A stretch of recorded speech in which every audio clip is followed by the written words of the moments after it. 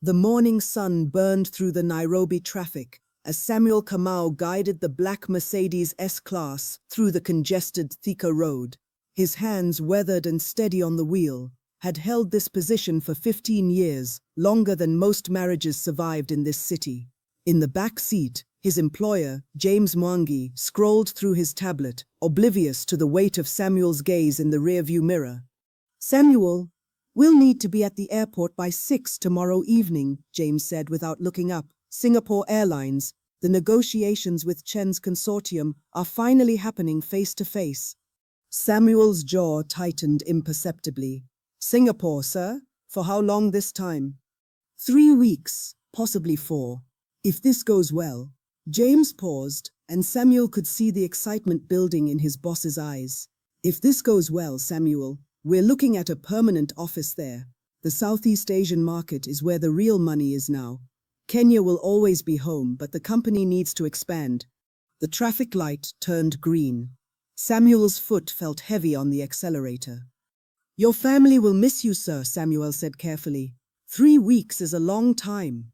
James laughed, that easy, privileged laugh that had always irritated something deep in Samuel's chest. "My family? My daughter is at Oxford. My son is in Cape Town with his mother." "What family, Samuel? You see me more than they do." The words landed like stones in still water, rippling through Samuel's consciousness. "You see me more than they do." It was true. Samuel had been there for every business triumph, every personal crisis, every 3 a.m. emergency. When James's father died, Samuel had driven through the night to bring him home. When his marriage collapsed, Samuel had sat outside the lawyer's office for 6 hours waiting. He had protected this man, guided him, been his eyes and ears in a city that devoured the careless. And now Singapore wanted to take him away. "I'll make sure the car is serviced before the trip, sir," Samuel said, his voice flat and professional, betraying nothing. That evening, after dropping James at his Runda estate, Samuel didn't drive home to his modest apartment in Ruaka. Instead, he took a detour to the Buffalo Club in Westlands, parking the Mercedes in a dark corner of the lot. Inside the dimly lit bar, he found the man he was looking for at their usual table. Peter Omondi was a wiry man with sharp eyes and sharper instincts. He worked as a mid-level manager at Techno Solutions, one of James's primary competitors in the IT infrastructure space. Their friendship went back 20 years, to when both men had been struggling to make ends meet in Nairobi's unforgiving economy. "You look like someone died," Peter said, sliding a tusker across the table. Samuel took a long drink before speaking. "He's going to Singapore. Says he might open a permanent office there." Peter leaned back, understanding blooming across his face. "And you're worried he won't come back?" "Not worried. Certain." Samuel's fingers drummed against the bottle. "I've seen how these things go. First it's 3 weeks, then it's 2 months, then he's hiring a managing director here and running everything from abroad. In a year, maybe 2, he sells the whole operation to some foreign conglomerate and retires to a beach somewhere." "And where does that leave you?" "Exactly where I started. With nothing." Samuel's voice dropped to barely above a whisper. 15 years, Peter. 15 years of my life, and what do I have? A driver's salary and a 1-bedroom flat. No pension, no shares, no security, just promises about someday and when the time is right.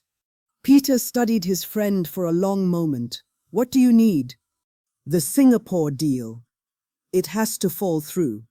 Samuel met Peter's eyes. "Chen's consortium. They're investing in cloud infrastructure across East Africa, right? Your company submitted a bid too." "We did.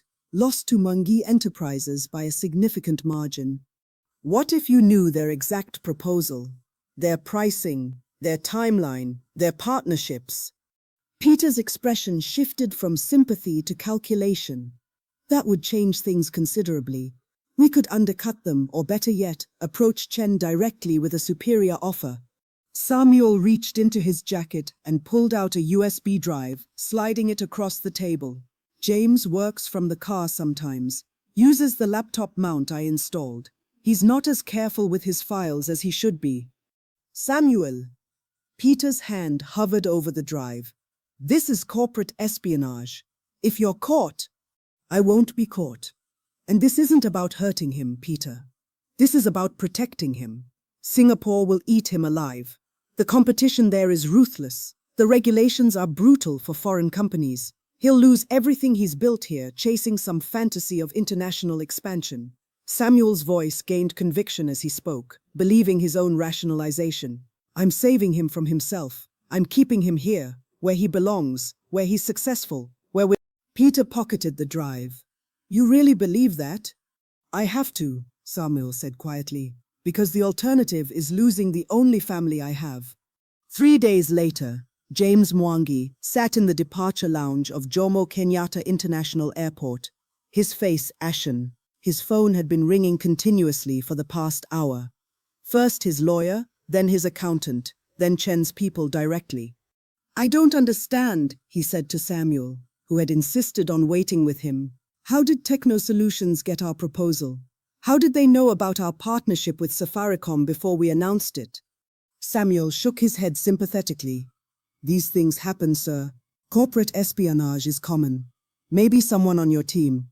I trusted my team. I've worked with most of them for years. James rubbed his face. Chen's people were very polite about it, but the message was clear. They don't do business with companies that can't secure their own information. The deal is dead, Samuel. Dead before it even began. I'm sorry, sir. And part of Samuel genuinely was sorry. Sorry for the pain in James's eyes. Sorry for the defeat in his voice. But beneath the sympathy was something else. Relief.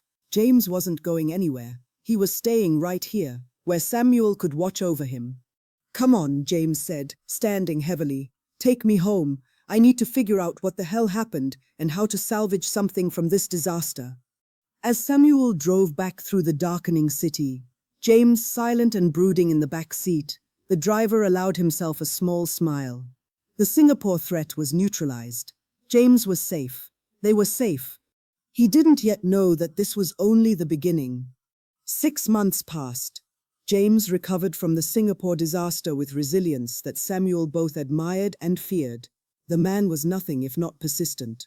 By March, he had pivoted to pursuing a partnership with a Dubai-based investment group interested in African tech startups. This time, he was being more careful. Smaller team, tighter security, non-disclosure agreements everywhere. Samuel learned about it by accident, overhearing a phone call James took in the car one morning. Yes, Mr. Al-Rashid, I'll be in Dubai next month for the expo.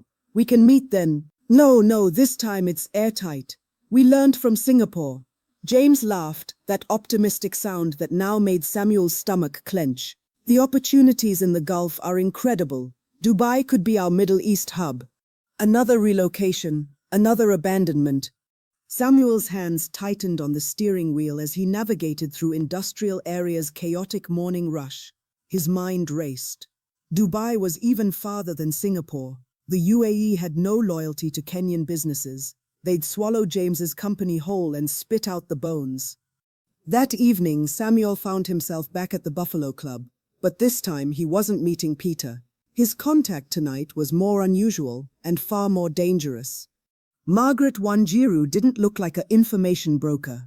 She looked like someone's grandmother, with kind eyes and graying hair pulled back in a neat bun. She ran a small accounting firm in Kilimani, but her real business was in secrets. In Nairobi's cutthroat business world, Margaret knew which companies were cooking their books, which executives were having affairs, which deals were made with handshake agreements that could be broken with strategic pressure. Samuel Kamau, she said warmly as he sat down. It's been what, 3 years since that business with the county tender? Samuel had helped James win a lucrative government contract by introducing him to Margaret, who had information about the competitor's financial instabilities. It had been perfectly legal, just well-timed intelligence. But Samuel knew Margaret's network extended into much grayer areas. I need information on Dubai investors, Samuel said quietly, specifically the Al-Rashid Group. They're looking at Mwangi Enterprises. Margaret's eyes sharpened with interest. The Al-Rashids are old money, legitimate, mostly. What do you need to know? I need to know how to make them go away. How to make them see Mwangi Enterprises as too risky to invest in. That's not information, Samuel. That's sabotage. Margaret sipped her tea.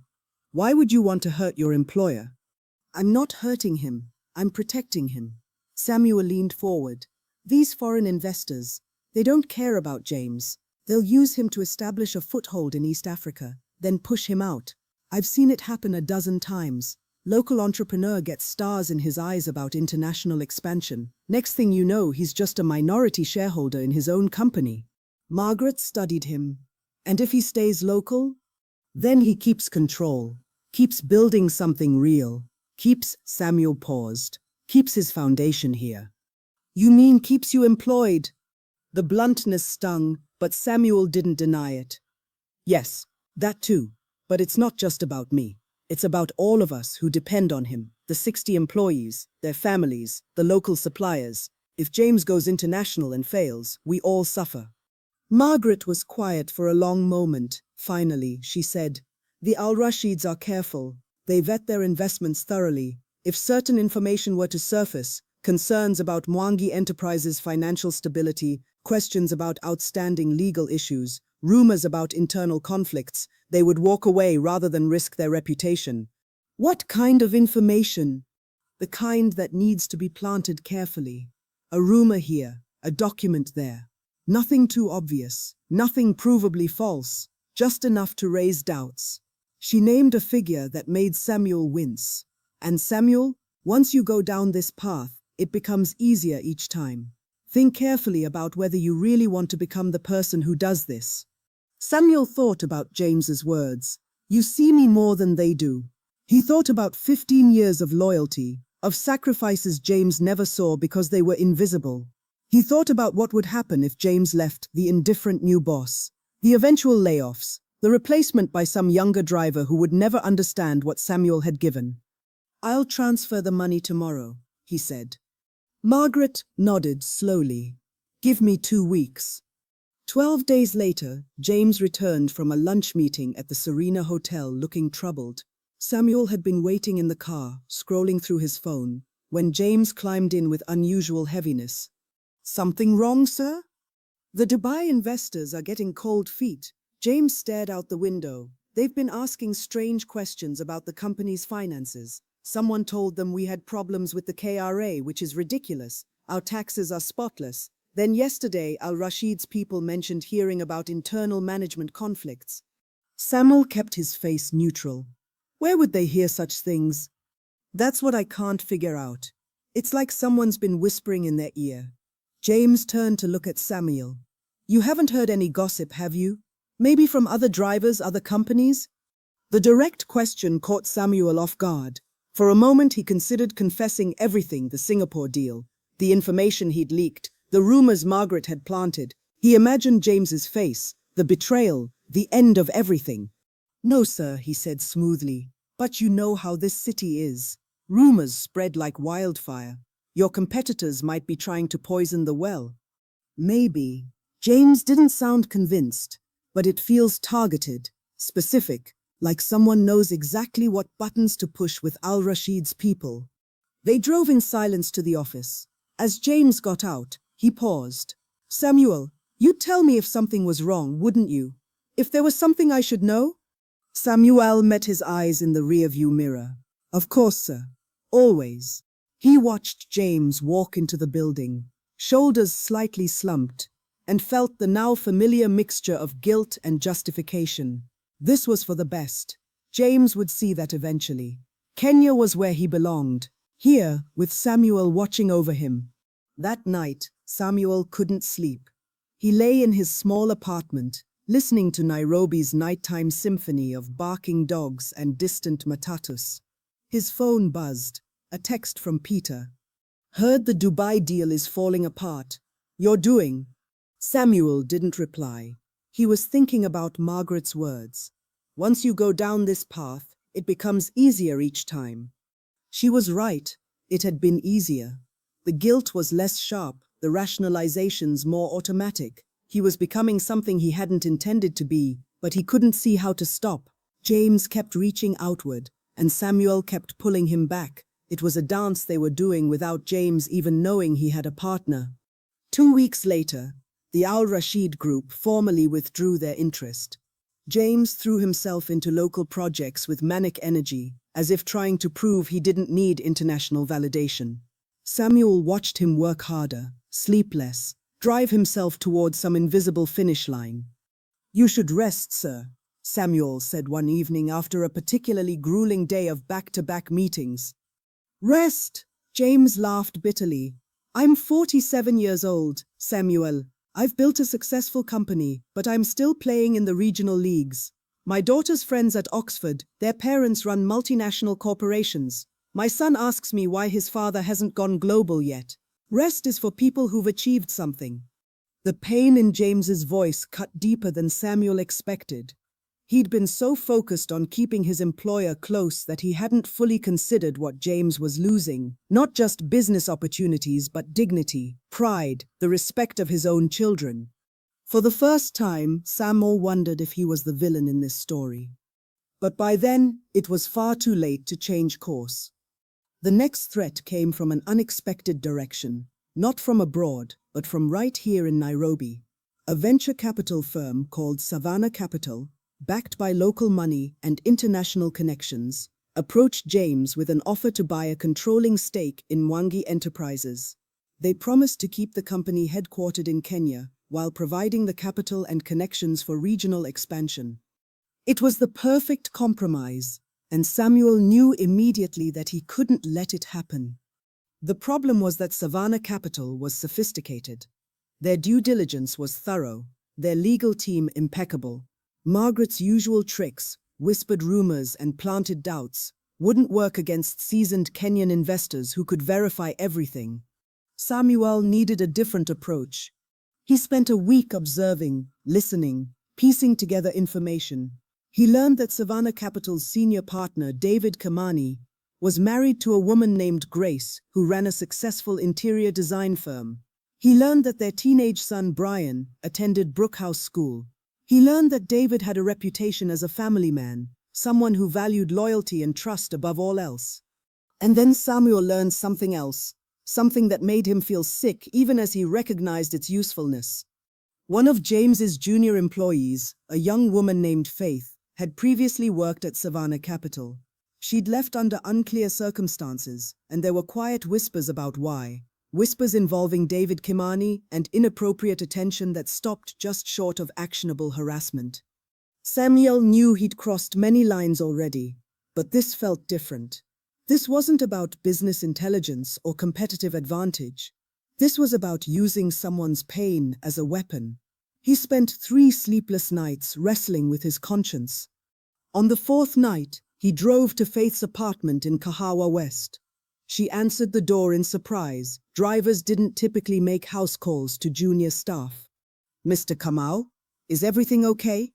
Is it Mr. Mwangi?" "Everyone's fine," Samuel assured her. "I need to talk to you about something sensitive. May I come in?" Over tea in her small sitting room, Samuel asked about her time at Savannah Capital. Faith's expression closed immediately. "I don't want to talk about that place." "I understand. And I'm not asking you to go public or file a complaint or anything that would hurt you." Samuel chose his words carefully. "But Mr. Mwangi is considering a major deal with them, and I think he should know what kind of people he'd be in business with." Faith was quiet for a long moment. "David Kimani is a predator, a sophisticated one. He never does anything that could be proven, but he makes young women in his office feel unsafe. Comments, looks, accidental touches. When I complained to HR, they suggested I'd misunderstood his mentorship style." Her voice was bitter. "I was 24, fresh out of university, trying to build a career. He made me feel like I had to quit or endure being treated like I was there for his entertainment." "I'm sorry that happened to you." "Are you?" Faith looked at him sharply. "Or are you just looking for ammunition?" Samuel had the decency to flinch. "Both," he admitted. "I think Mr. Mwangi should know who he's dealing with. But yes, I have my own reasons for wanting this deal to fail." "Which are?" How could he explain it? That James Mwangi had become the axis around which his entire life rotated. That the thought of losing that connection felt like losing himself. "He's like family to me," Samuel said finally, "and I don't think this deal is in his best interest." Faith studied him. "You're not asking me to lie or exaggerate anything?" "No, just to tell Mr. Mwangi what you told me, in private, as someone looking out for his best interests. And if he still wants to go forward with the deal, then at least he'll be making an informed choice." Faith agreed reluctantly. 2 days later, Samuel arranged for her to have a private conversation with James after work. He didn't sit in on the meeting, some boundaries still held, but he saw James's face when Faith left, saw the anger, the disgust, the immediate protectiveness of his employees. The next morning, James called Savannah Capital and withdrew from negotiations. He didn't explain why, just said he'd decided to keep the company independent for now. Samuel felt simultaneously triumphant and hollow. He'd won again, but at what cost? Faith had been willing to help, but Samuel had still used her trauma as a tool that made him complicit in a different kind of betrayal. Peter met him at the Buffalo Club that evening. One look at Samuel's face told him everything.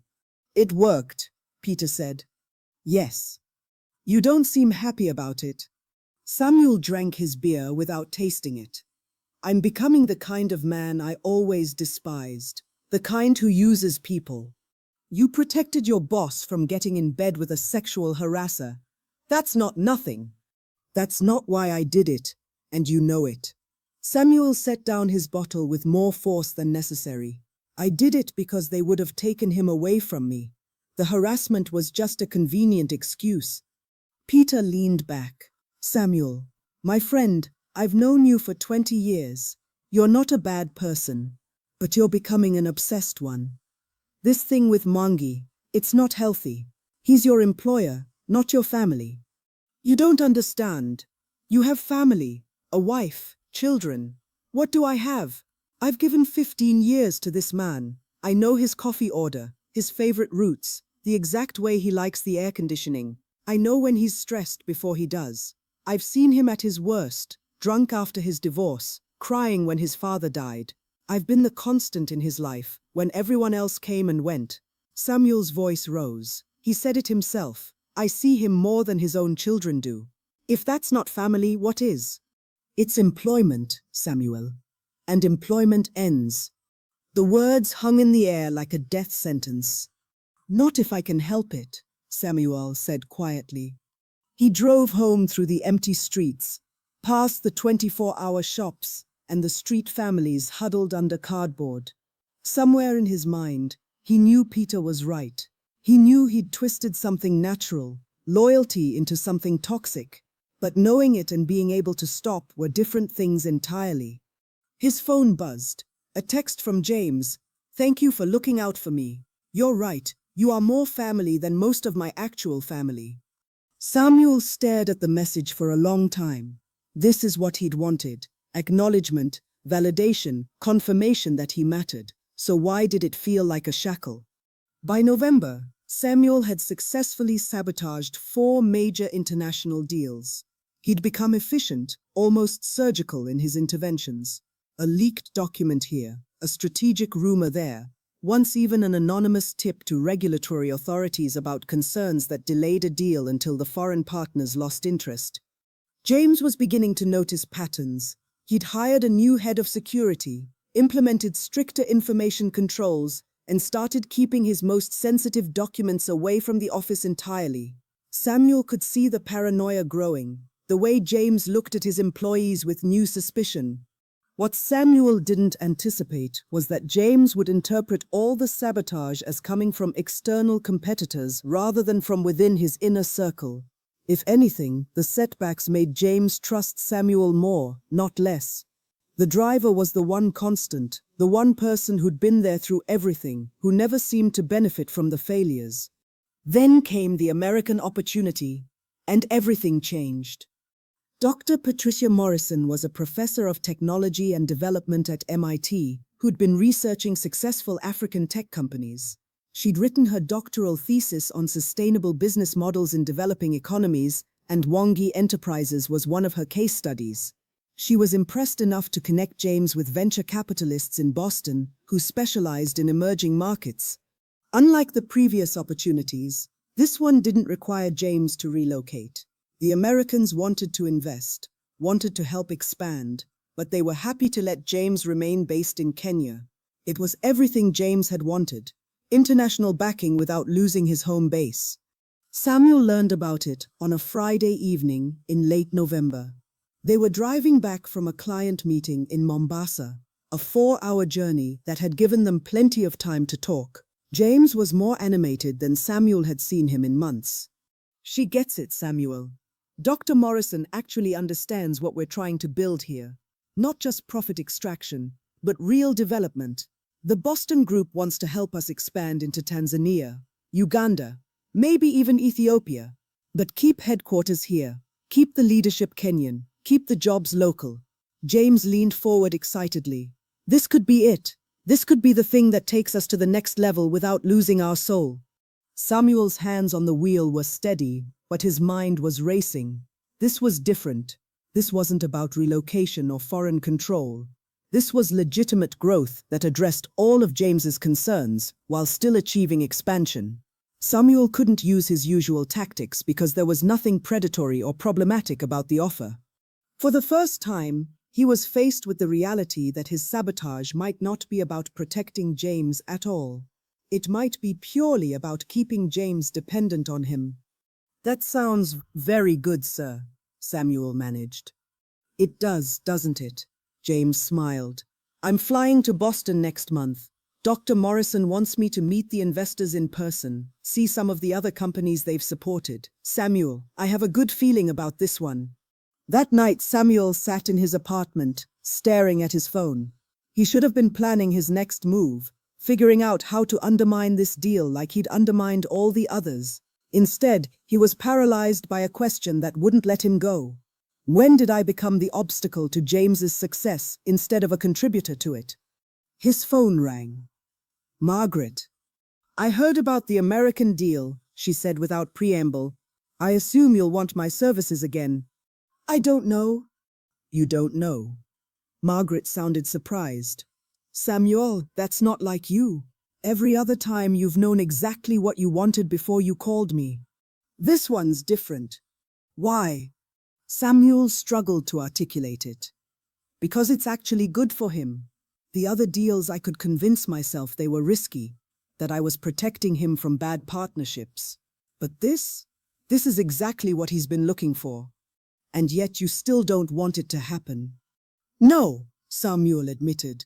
"I don't." Margaret was quiet. Then, "Samuel, I'm going to tell you something as a friend, not as a business associate. You need to let him go. What you're doing, it's not protection. It's imprisonment, and eventually, he's going to realize it." "What if he doesn't? What if I can just keep things as they are? Can you really stop every opportunity for the rest of his life? And more importantly, what happens to you if you do? You'll be 60 years old still driving someone who resents his own limitations, living a half-life in someone else's shadow." Her voice softened. "You deserve more than that, Samuel. You deserve a life that's actually yours." After she hung up, Samuel sat in the dark for hours. He thought about his own life, the apartment he rarely stayed in because he was always on call, the relationships he'd never pursued because his schedule revolved around James's needs, the dreams he'd abandoned because being a driver was supposed to be temporary, just until something better came along.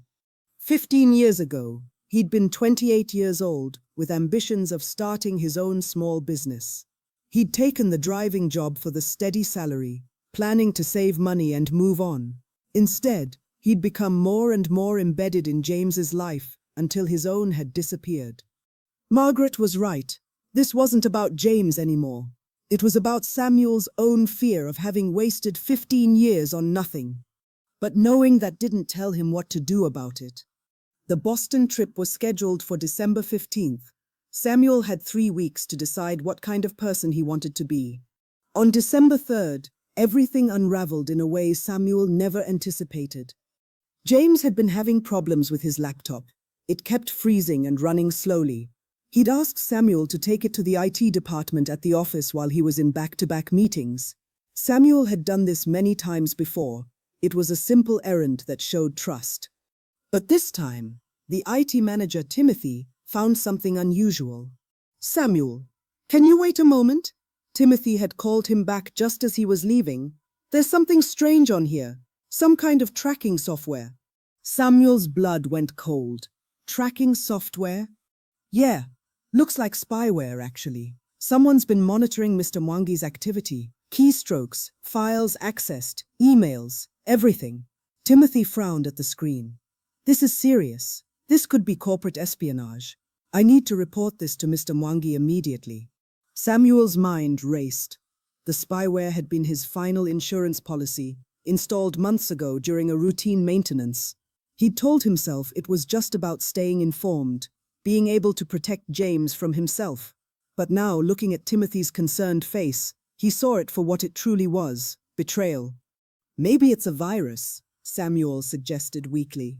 "No, this is deliberate, professional grade. Someone who knew what they were doing installed this." Timothy was already pulling out his phone. "Mr. Mwangi needs to know his security has been compromised." Samuel left before Timothy could call James, his heart pounding. He had maybe an hour before Timothy showed James the evidence, before the IT team started investigating. They would trace the installation date, look at who had access to the laptop around that time. It wouldn't take them long to figure out it was Samuel. He drove aimlessly through Nairobi, ending up on Ngong Road, then Langata, then somewhere he didn't recognize. His phone kept ringing. First Timothy, then James, then the office landline. He ignored them all. Finally, around 3 p.m., he pulled into a parking lot and answered when James called again. "Samuel, where are you? We need to talk." "I know, sir." "You know?" James's voice was strange, not angry yet, but confused. "Timothy told you about the spyware?" "Yes." "Samuel, I need you to be honest with me. Did you know about this? Did you see anything suspicious with my laptop?" This was the moment. Samuel could lie, could play innocent, could maybe salvage this. Or he could tell the truth and face whatever came next. "I installed it," Samuel said quietly. Silence. Long enough that Samuel wondered if the connection had dropped. Then, "What did you say?" "I installed the spyware 6 months ago. I've been monitoring your emails, your files, your communications." "Why?" James's voice cracked. "Samuel, why would you do that?" "Come to the Karura Forest parking lot. I'll explain everything." Samuel half expected James to refuse, to call the police instead. But 20 minutes later, James's personal car, a Range Rover he rarely drove himself, pulled into the lot. James got out looking older than Samuel had ever seen him, approaching the Mercedes with the wariness of someone approaching a strange dog. Samuel stepped out to meet him. They stood facing each other across the hood of the car. "Talk," James said. And Samuel did. Everything spilled out. Singapore, Dubai, Savannah capital, the Boston opportunity he'd been wrestling with, the fear, the possessiveness, the twisted logic that had justified each betrayal. He didn't excuse himself, didn't ask for forgiveness, he just told the truth. When he finished, James was silent for a long time, staring past Samuel toward the forest. "All of it," James finally said. "Every deal that fell through, that was you." "Most of them, not all. Some were just bad luck or legitimate competition. But yes, most of them." "Why, Samuel? If you needed money, you could have asked. If you wanted shares in the company, we could have discussed it. Why this?" "Because it wasn't about money," Samuel's voice broke. "It was about not being left behind, about not becoming invisible. You said I was more family than your actual family, and I took that too seriously. I made it into something it couldn't be. I trusted you." James's anger was starting to surface now. 15 years, Samuel. I trusted you with everything, my schedule, my family, my business secrets. There were nights when you were the only person I could talk to, and the whole time you were sabotaging me. I was trying to protect you. "No," James's voice was steel. No, you don't get to frame it that way. You were protecting yourself. You were so afraid of change, of losing your position, that you were willing to destroy my chances at growth. Do you understand what you cost me? Not just money, though. Yes, that too, but opportunities, connections, my reputation in some circles. People think I'm difficult to work with, that my company has serious internal problems because you've been spreading poison for months. I know. Do you? Do you really? James stepped closer. I have a daughter at Oxford who needs to see her father succeed. I have a son who thinks I'm a small-time operator who's too scared to compete internationally. I have employees who deserve to work for a company that's growing, not stagnating because my driver is playing God with my business. His voice dropped. I thought you were my friend, Samuel. I thought I was too. I think that's what made it so easy to justify. Samuel met James's eyes. I'm not asking for forgiveness. I don't deserve it. I just wanted you to know the truth before whatever happens next. James walked away a few steps, then turned back. You know I should have you arrested, right? What you did, it's illegal. Corporate espionage, theft of information, probably a dozen other charges. I know. But I also know that would destroy you. You'd never work again. You might go to prison. James rubbed his face. Despite everything, I don't want that. Maybe that makes me weak, or stupid, or too sentimental. But 15 years does count for something, even if you betrayed every single day of it. Samuel felt tears on his face and didn't wipe them away. What do you want me to do? I want you to resign.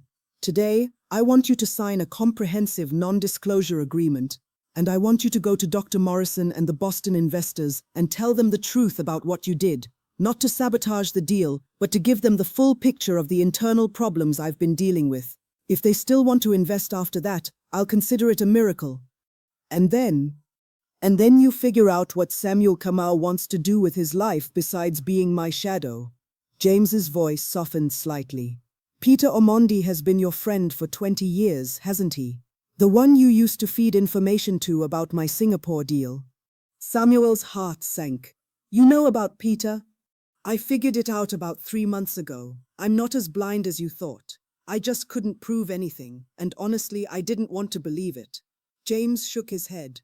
Tell Peter I won't come after him either, but he should find a new contact. You're both done using me. James, Don't. Whatever you're about to say, don't. I don't want to hear apologies or explanations or justifications. I just want you gone. James turned toward his Range Rover, then paused. One more thing. That driver you recommended to replace you when you were sick last year, Patrick, he's good. I'll be calling him.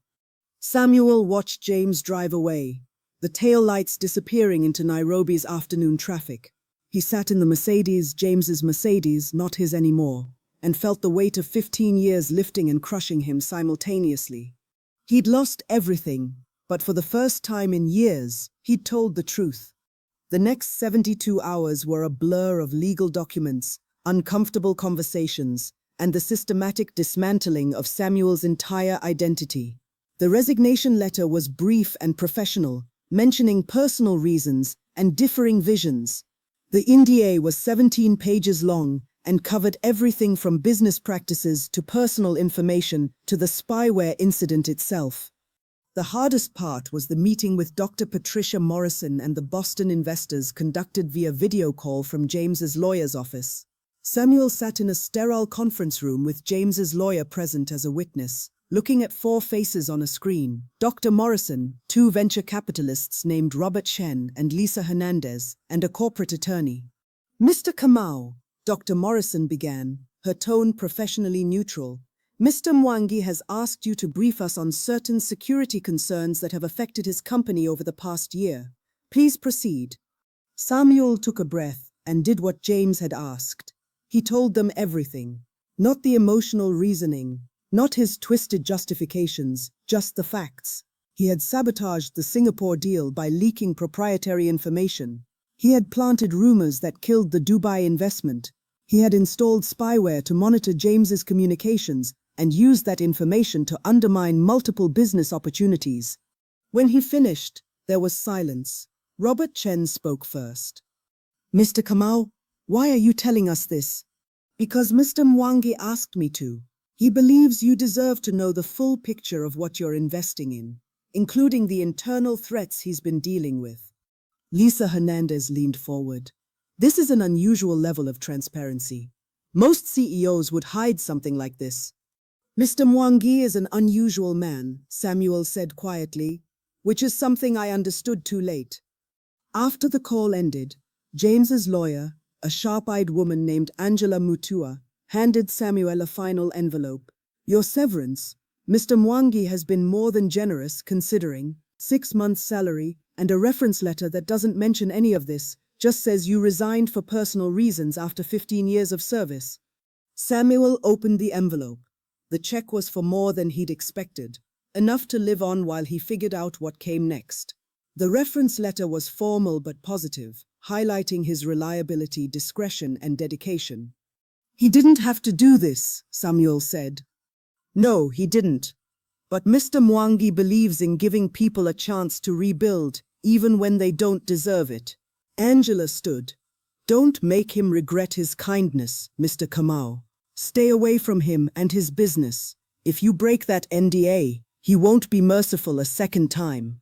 Samuel's next stop was the Buffalo Club, where Peter was waiting with 2 beers and a grim expression. I heard, Peter said, as Samuel sat down. The whole office is buzzing. People don't know details, just that you resigned suddenly. James knows everything. About Singapore. About you. All of it. Samuel took a long drink. He's giving us both a pass. But we're done. I'm done. Peter whistled low. I thought we were more careful. He's smarter than we gave him credit for. Smarter than I gave him credit for anyway. Samuel stared at his bottle. I destroyed everything, Peter. 15 years of trust, gone. And for what? He's still going to Boston. The investors are still interested, maybe more so, because he was honest about the problems instead of hiding them. All I did was hurt him and reveal myself as what? A coward. Someone so afraid of being alone that he'd rather sabotage someone else's success than face his own failures. They drank in silence for a while. Finally, Peter said, What will you do now? I don't know. Find another job, I suppose. Though who'll hire a driver with my reputation once word gets around? Word won't get around. Mwangi's NDA protects him, but it also protects you. He can't tell people why you resigned without breaking his own agreement. Peter studied his friend. Maybe that's his final gift to you. A clean slate, if you want it. Samuel hadn't thought of it that way. James could have destroyed him publicly, could have made sure he never worked in Nairobi's business community again. Instead, he'd given Samuel a chance to disappear quietly, to start over without the weight of his betrayal following him. He's a better man than I am, Samuel said. Most people are, Peter replied, but not unkindly. The question is whether you're going to become better or keep being the person who did these things. That night, Samuel sat in his apartment, really looked at it for the first time in years. It was sparse, impersonal, the home of someone who was never really there.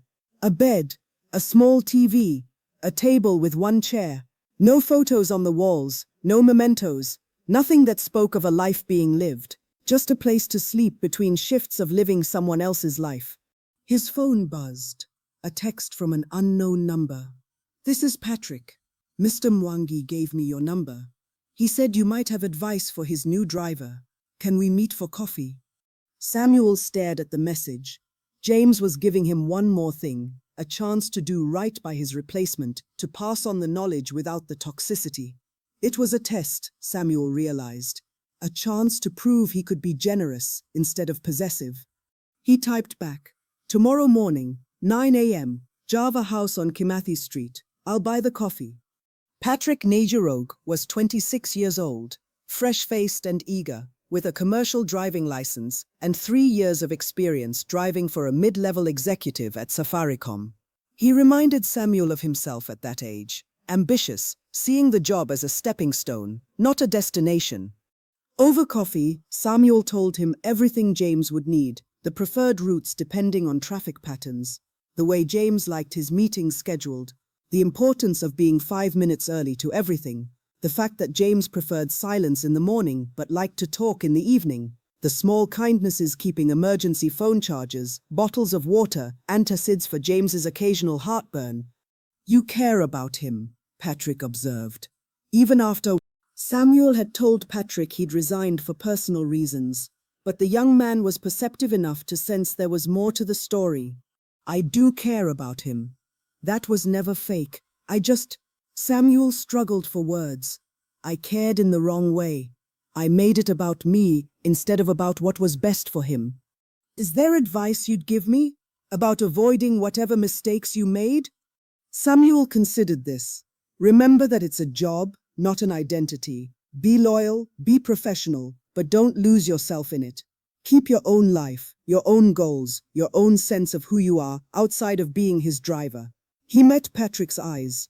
And if he succeeds, if he grows beyond needing you, let him go with grace. His success isn't your failure. Patrick nodded slowly. That's good advice. Thank you. After Patrick left, Samuel walked through the city he'd driven through for 15 years. He saw it differently now, not as James's kingdom that he helped navigate, but as a place where he'd forgotten to build his own life. He walked past the business centers, the embassies, the luxury hotels, all the places he'd waited in parking lots while more important people did more important things. He found himself at the office park where Margaret's accounting firm was located. She was surprised to see him but invited him in. I heard you quit, she said, closing the door to her small office. Or were fired. The rumors are unclear. I resigned. After James found out about everything. Samuel sat heavily. I wanted to thank you, actually. Thank me? For what? For trying to warn me. You said I was becoming someone I didn't want to be, and you were right. I didn't listen then, but I'm listening now. Margaret leaned back in her chair. So what are you going to do about it? I don't know yet, but I know I can't keep being a driver. Not because there's anything wrong with it, but because for me, it became a way to avoid living my own life. He paused. When I started, I wanted to open a small electronics repair shop. I was good with computers, with fixing things, but the driving job paid well, and I kept putting off my own plans. Then James became more important than the plans. Then he became the only plan. So open the shop now. With what? I have some savings, but nothing. You have skills, you have severance, and you have a city full of people whose phones and laptops need fixing. Margaret pulled out a business card. This is my accountant. Tell her I sent you. She can help you set up a business, navigate the licensing, all of it. It won't be easy, but it'll be yours. Samuel took the card, turning it over in his hands. Why are you helping me? After everything I did, everything I became. Because people deserve second chances, Samuel. And because I think you might actually learn from your mistakes, which is rarer than you'd think. She smiled slightly. Also, my laptop is acting up, and I'll need someone reliable to fix it. Over the next 2 months, Samuel did something he hadn't done in 15 years. He built something for himself. The electronics repair shop started in a small space in Ngara, barely more than a kiosk really, but it was his. He called it Kamau Tech Solutions and specialized in affordable repairs for phones, tablets, and laptops. The work was satisfying in ways driving had never been. When someone brought him a broken phone and he fixed it, they left happy. When he saved someone's data from a failing hard drive, they were grateful. He was helping people but on his own terms, building his own reputation. He thought about James often, especially in the early days. He wondered if the Boston deal had gone through, if James was expanding into Tanzania and Uganda like he'd planned. He resisted the urge to look him up, to search for news about Mwangi Enterprises. That part of his life was over, and he needed to let it stay buried. But Nairobi is a small city in many ways, and paths cross. In March, 3 months after his resignation, Samuel was working late at the shop when the door opened. He looked up from the motherboard he was examining and froze. James Mwangi stood in the doorway, looking uncertain in a way Samuel had never seen him. "I'm sorry," James said. "I should have called first. I can come back." "No, please." Samuel set down his tools with shaking hands. Come in. What can I do for you? James stepped inside, looking around the small shop with what seemed like genuine interest. Patrick told me you'd opened a repair business. My daughter's laptop died, and she's home for spring break. I thought, he trailed off. I thought I'd see if you could fix it. It was an olive branch, Samuel realized. James could have gone to any repair shop in Nairobi. He'd come here deliberately. Of course, let me take a look. Samuel examined the laptop, a high-end MacBook with liquid damage. Someone spilled something on it. Coffee, maybe? It's fried the keyboard and damaged some of the internal components. I can fix it, but it'll take a few days and cost about 40,000 shillings for parts. That's fine. Whatever it takes. James pulled out his card. How have you been, Samuel? The question hung in the air between them. How to answer that? I've been lost. I've been finding myself. I've been learning to live without the structure you provided. I've been better, Samuel said honestly. This, he gestured around the shop, is helping, giving me something that's mine. What about you? Did the Boston deal go through? James nodded. It did, closed in January. We're expanding into 3 new countries, opened an office in Dar es Salaam last month. Dr. Morrison is on our advisory board now. He paused.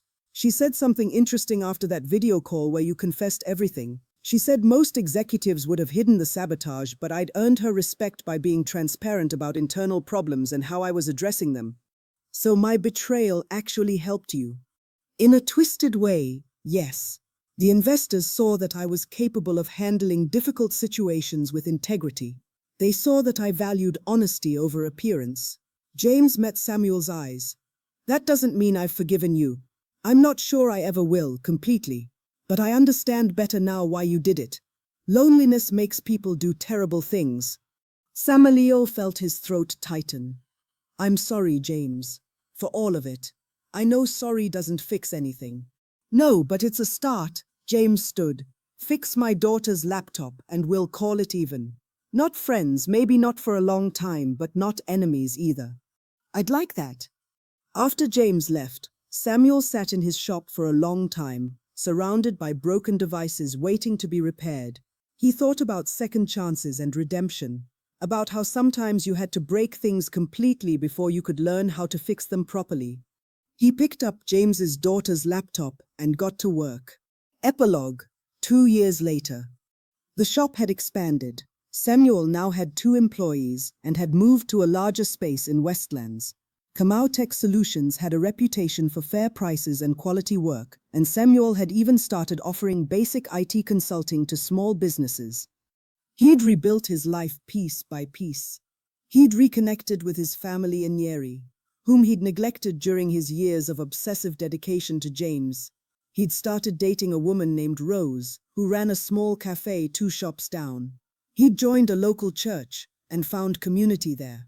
He still thought about James sometimes, but without the desperate, clinging need that had defined their relationship. He'd see news about Mongi Enterprises' expansion, now operating in 6 countries, partnership with major international tech firms. James frequently quoted in business publications as an expert on African technology development.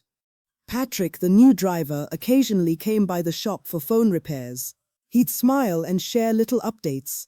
James had gotten engaged to a woman he'd met in Tanzania, a fellow entrepreneur. His daughter had graduated from Oxford. His son was working with him now, learning the business. Samuel was happy for him. Genuinely happy, without resentment or regret. That was how he knew he'd actually changed. One afternoon in November, 2 years almost to the day since that confrontation in Karura Forest, Samuel was training his newest employee when someone entered the shop. He looked up and felt his heart skip. James, looking prosperous and content in a way Samuel had never seen during their 15 years together. James, this is a surprise. I was in the neighborhood, thought I'd stop by. See how you're doing. James looked around the expanded shop, nodding approvingly. You've done well for yourself. I'm trying, learning every day. Samuel introduced his employees, then led James to the back office. What brings you to Westlands? Meeting with potential investors. American group actually different from the Boston people, but similar vision. James smiled. Learned my lesson about keeping all my eggs in one basket. They talked for a while, surface conversation, catching up like old acquaintances rather than former employer and employee. Samuel learned that James's daughter was in graduate school now, that his son was proving to have a real talent for business development, that the expansion into Ethiopia had exceeded all projections. "You seem happy," Samuel observed. "I am. Took me a while to get here. Had to work through a lot of trust issues after everything. But Patrick's been good, steady, and I learned to rely more on my team, distribute responsibility instead of keeping everything close." James paused. "I also learned that the people who really care about you want to see you succeed, even if it means they see you less." The implicit comparison wasn't lost on Samuel. "I wish I'd understood that 2 years ago." "Would you have believed it if someone had told you?" Samuel considered this. Probably not. Some lessons you can only learn by losing everything. James stood to leave, then turned back. "I'm getting married in January. Small ceremony in Tanzania. Just family and close friends. I know we're not what we were, but you were part of my life for 15 years. If you wanted to come as a guest, not as staff, I think I'd like that." Samuel felt emotion well up in his chest. "I'd be honored." After James left, Rose came by the shop with lunch. She'd met James briefly as he was leaving and raised an eyebrow at Samuel. "The famous James Mwangi?" "The very same." "How did it feel, seeing him again?" Samuel thought about it as he unpacked the food Rose had brought. It felt like closure, like we're finally seeing each other as actual people instead of whatever we'd built each other up to be in our heads. "That's growth," Rose said, kissing his cheek. "I'm proud of you." In January, Samuel flew to Dar es Salaam for the wedding. It was a beautiful ceremony overlooking the Indian Ocean, intimate and joyful. He sat near the back, surrounded by people he didn't know, and watched James marry a remarkable woman named Amara, who ran a successful logistics company. During the reception, James's daughter Wanjiru, now 24, approached Samuel. "You're Samuel, right? The one who fixed my laptop?" "That's me. My dad talks about you sometimes. Says you taught him important lessons about trust and boundaries." She smiled. "Also says you're the best electronics repair guy in Nairobi." "He's too kind." "He's not, actually. He's pretty stingy with compliments." Wanjiru sat down. "I'm glad you came. I think it means a lot to him, that you're both able to be in the same room without whatever happened before." Samuel watched James on the dance floor, laughing with his new wife, looking free in a way Samuel had never seen him look in their years together. "I'm glad I came too," Samuel said. Later that evening, as the party was winding down, James found Samuel on the terrace, looking out at the ocean. "Thank you for coming," James said. "Thank you for inviting me." They stood in comfortable silence for a moment, two men who'd once been everything to each other and were now something new. Not family, not friends exactly, but not strangers either.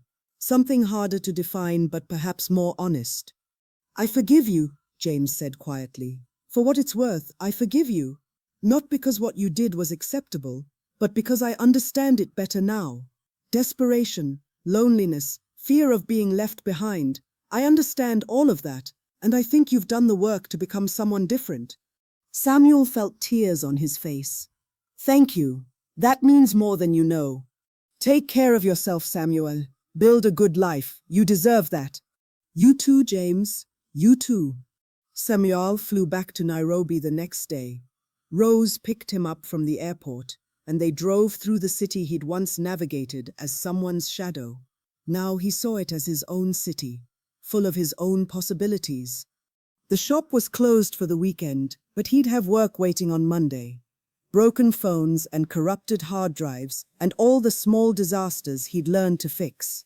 He'd learned that some things once broken could be repaired, and some things needed to stay broken so that something better could be built in their place.